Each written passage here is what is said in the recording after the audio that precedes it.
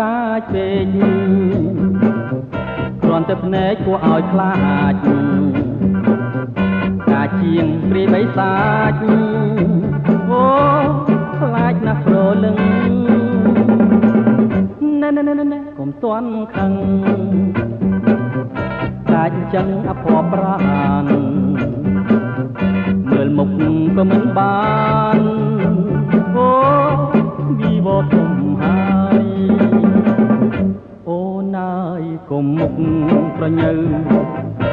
តើខ្លាំងទៅស្រីឬមួយនឹកថាមិនយកទេប្តីខំហើយណែកាចពេលក្រមុំកាចមិនងុំទេណាស្រី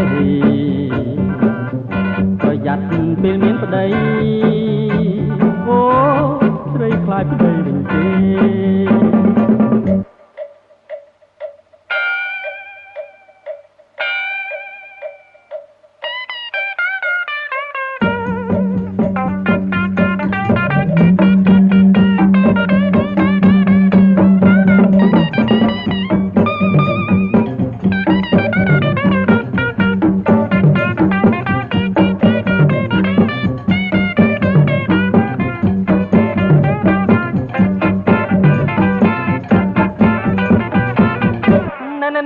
កុំកាចពេកគ្រាន់តែភ្នែកគួរឲ្យខ្លាចកាជាងព្រាយបិសាចអូខ្លាចណាស់ប្រលឹង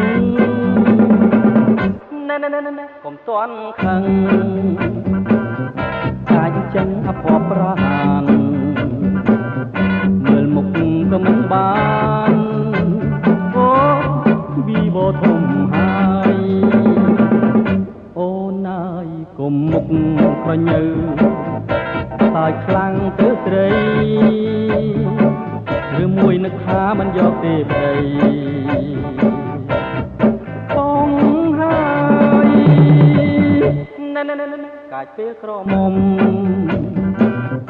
កាចមិនងុំទេណាស្រីប្រយ័ត្នពេលមានប្តីអូស្រីខ្លាចប្តីវិញទេ